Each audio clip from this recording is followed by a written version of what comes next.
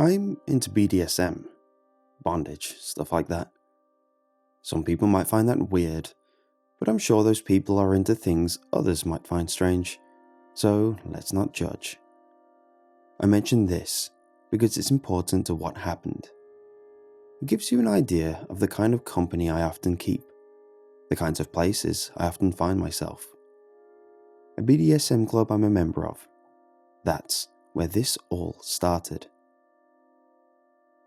It was last week, around 1 AM Saturday night, or early Sunday if you want to be a dick about it, and I was just an observer for the night. In these kinds of places, one sees all manner of interesting attire, lots of latex, zippers, chains.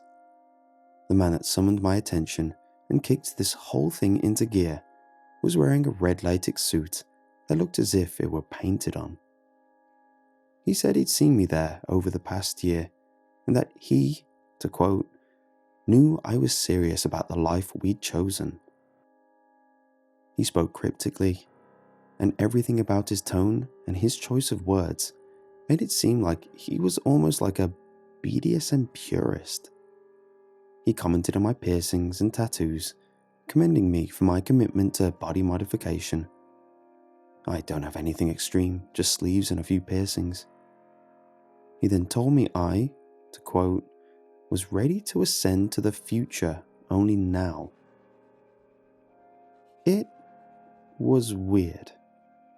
But I like weird, so I was intrigued.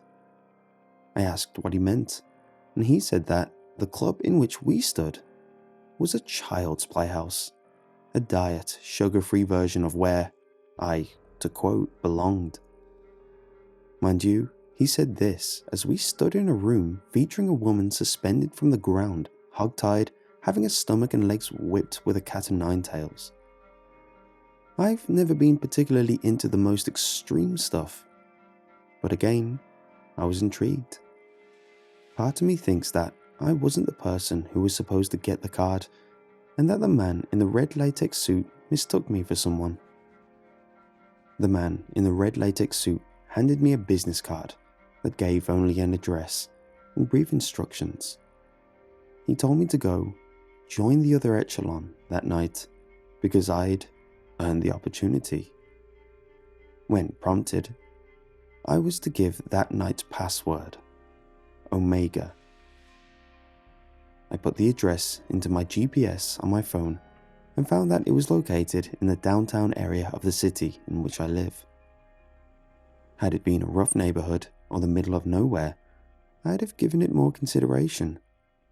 But the address was to one of the largest buildings in the city, and for some reason, that gave me a little peace of mind. I know that's foolish, but curiosity, as they say, killed the cat.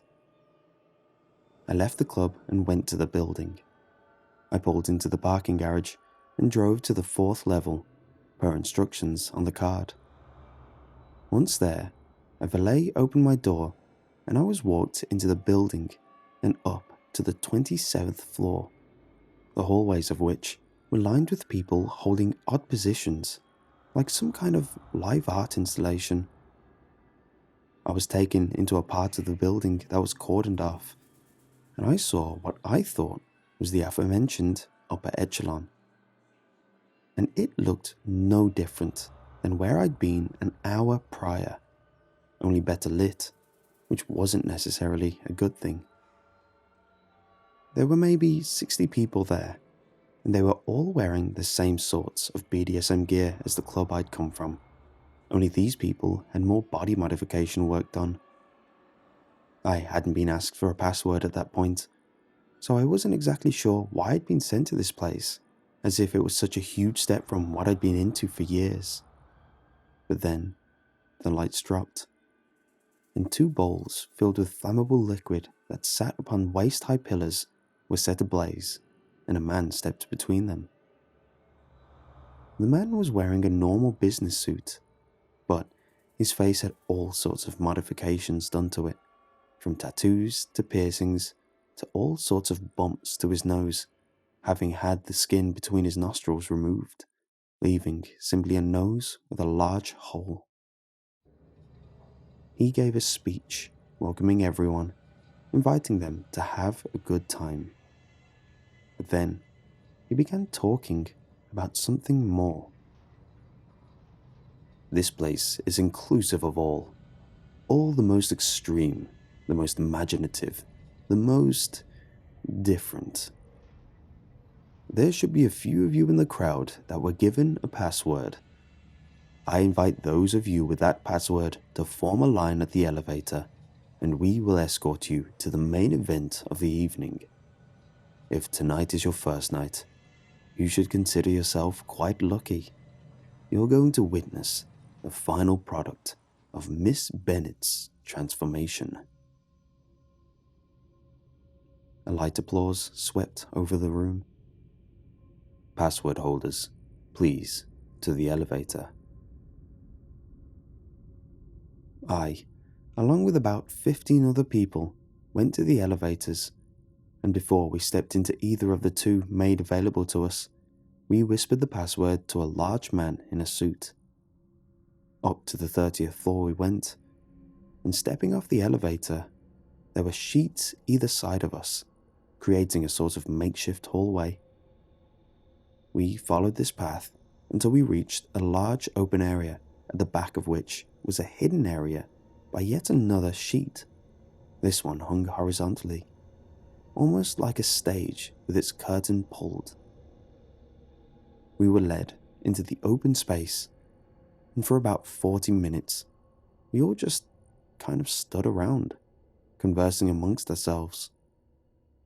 I found someone else who was there for the first time, and when we tried to ask others what we were going to be seeing, each person said that we just needed to see it for ourselves. One man did say that the last time they had done one of these events was over a year prior, so he couldn't be exactly sure what they'd be seeing, but he had an idea. You have all seen the most extreme of body modifications. A voice boomed as the lights dimmed. Holes where holes shouldn't be. Splits where things should be together. Things together where they should be apart. Well, we've got something new for you today. Something you've never seen. Something that will amaze you, as it amazed us to perform on the lovely, the brave Miss Bennet. In a few moments, you will be the first to see what will undoubtedly become the new rage in the body modification world. Welcome to the stretching party. The person I met and I began trading guesses as to what was going to have been stretched on this Miss Bennet woman, both eagerly anticipating the reveal, while also a bit nervous. I mean, I was into that lifestyle, but I didn't want to see anything too gruesome, and all signs were pointing to the fact that this was going to be more hardcore than I was used to. A short time later, a drum roll began emanating throughout the room. Ladies and gentlemen, prepare yourselves for a truly one-of-a-kind woman. That same voice blared over a loudspeaker. Over the course of 2.5 years, 19 procedures have been underwent to complete Miss Bennet's transformation.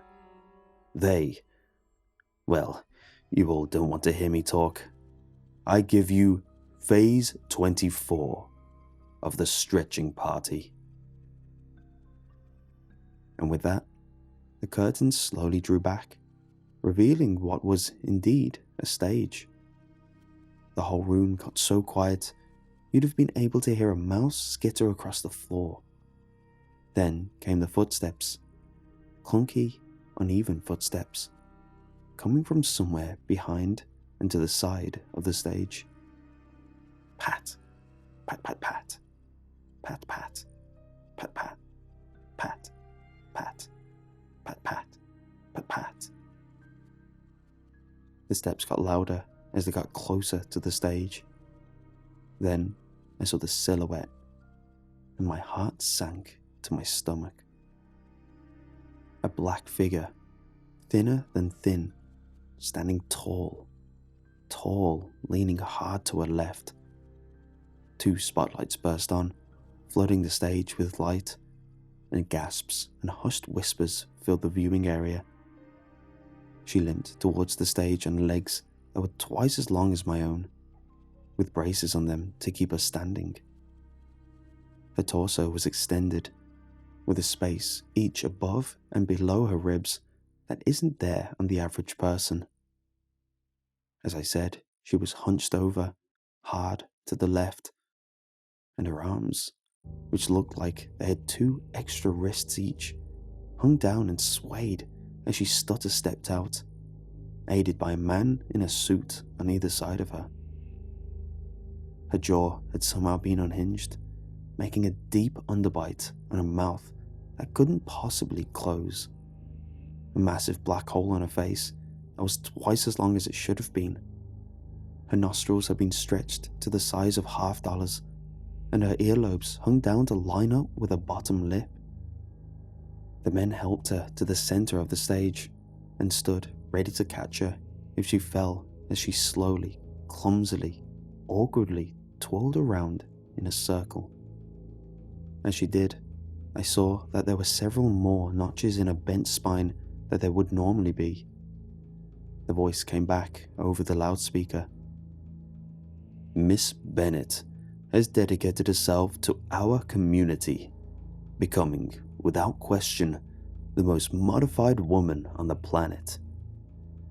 We have added several titanium rods in her to act as new bones, and performed a number of skin grafts to cover the extra space. This woman is the 8th wonder of the world, and you all have the privilege of being the first to lay eyes upon her." The room filled with a light clap from guests both amazed and horrified. A gurgle left a gaping maw of the at least 9-foot-tall Miss Bennett as she stood on braces, yet still wobbly legs. I looked around the room and found one couple aggressively kissing each other, one man masturbating, and others whispering to themselves and pointing up at the stretched woman. It was at this point that I decided I'd had enough. I said bye to the guy I had been talking to, who ignored my departure and just kept staring at the woman on the stage with what I can only describe as rapacious eyes. As I tried to leave, I was stopped by 2 men in suits at the elevator door, who made me sign a non-disclosure agreement form, which I did. They then accompanied me to the 4th floor parking garage and only finally turned around as I began driving. I called the police immediately because why the hell wouldn't I? Nothing about what I'd just seen seemed remotely legal or ethical. The police went to where the party was being held, getting there probably an hour after I'd left, and it was almost as if no one had been there at all. According to the police, the only evidence they found of anyone being there on either of the floors I'd been to was a few pieces of duct tape that had ostensibly been used to hold the sheets up, and a puddle of what looked to be drool on the stage area. The parking garage was empty, and the police quickly lost interest, even suggesting that I'd made the entire thing up. Then, a few minutes ago, I got a text. "You were not ready for the upper echelon. You attempted to compromise our hard work, but we are a forgiving group, fortunately for you. Despite your transgressions, you will have the privilege, like Miss Bennett, of being the guest of honor for the next stretching party. See you soon."